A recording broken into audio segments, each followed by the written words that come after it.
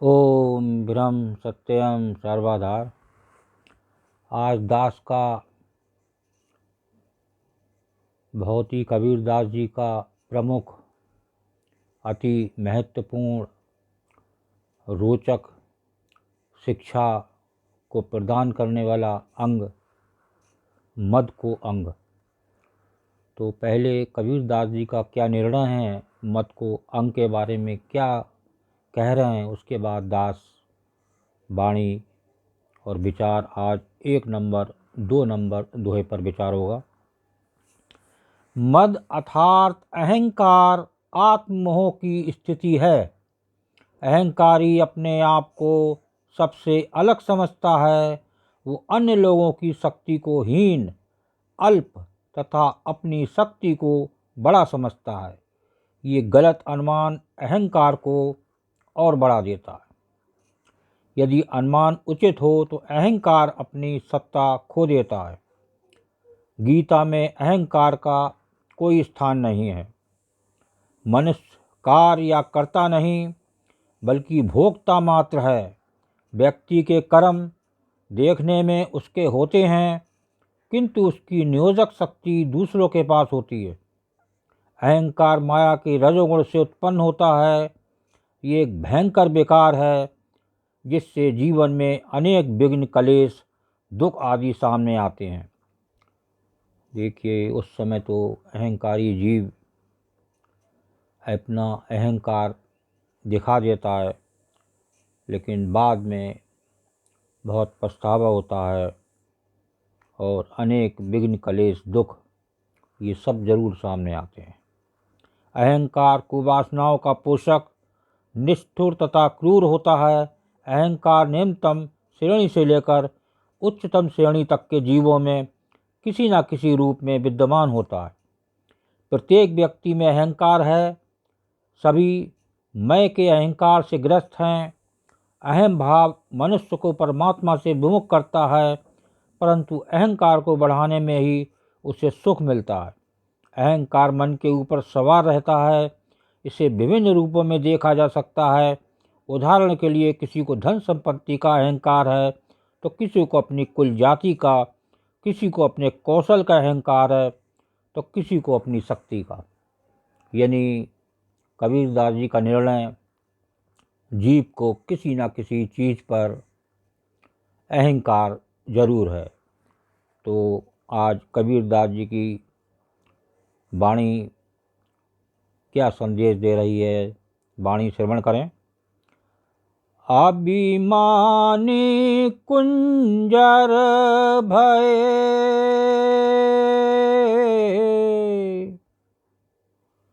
निज सिर लीना भार। जम द्वारे जम कूटई,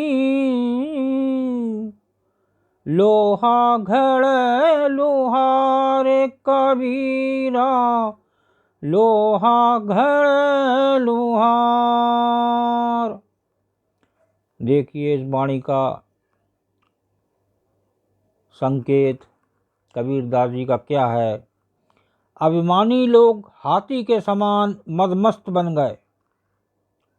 देखिए, अभिमानी व्यक्ति हाथी के समान मदमस्त बता रहे हैं कबीरदास जी, और उन्होंने अहंता ममता रूपी माया का भार अपने सिर पर उठा लिया। मृत्यु के द्वार पर वे यम रूपी वासना विपत्ति से ऐसे कूटे मारे जाएंगे जैसे लोहार लोहे को कूट कूट कर गढ़ता है, अर्थात विभिन्न योनियों में वे अनेक कष्ट भोगेंगे। कुछ नहीं पता कौन सी योनि मिले, और जब अहंकार जीव में है तो उसी अहंकार को देखते हुए प्रभु निर्णय लेते हैं कि इसे कौन सी योनि में रखा जाए। दूसरी वाणी को श्रवण करें। कबीर गर्भ न कीजिए,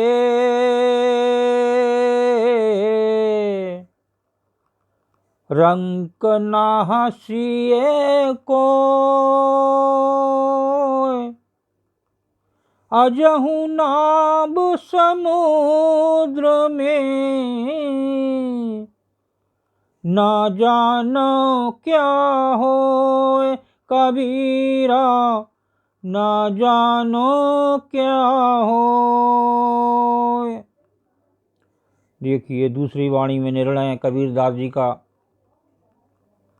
कबीर जी कहते हैं कि अपने तन धन बल एवं जाति कुल का किसी भी प्रकार से अहंकार ना करो, और जो लोग दुखी दीनहीन जन हैं उनकी हंसी ना उड़ाओ।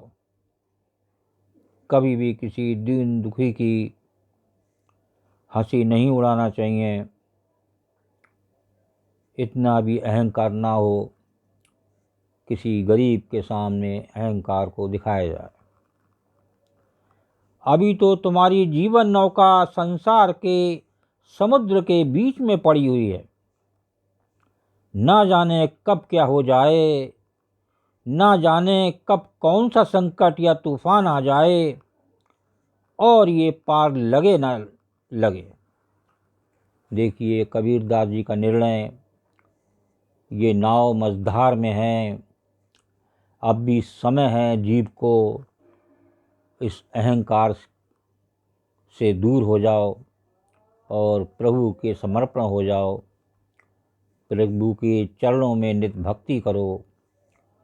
तो वही एक ही हैं इस वर्ल्ड में जो जीव को इस भव सागर से पार उतार सकते हैं।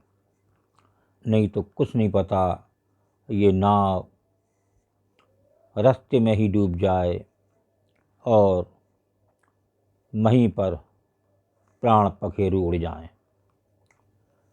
तो इन वाणी से समझें, कबीरदास जी भी एक संत हुए हैं और इनकी ये अमृत वाणी बहुत ही सुंदर, सभी लोग मैक्सिमम इस देश में कबीर वाणी का नाम जानते हैं और ये भी जानते हैं कि कबीरदास जी एक संत थे। ओम ब्रह्म सत्यम सर्वधार दास का अगर ये चैनल अच्छा लगा हो तो इसे सब्सक्राइब करें, बेल प्रेस करें, लाइक करें, शेयर करें, ताकि आगे आने वाला वीडियो सर्वप्रथम यूट्यूब में मिले। ब्रह्म सत्यम सर्वधार।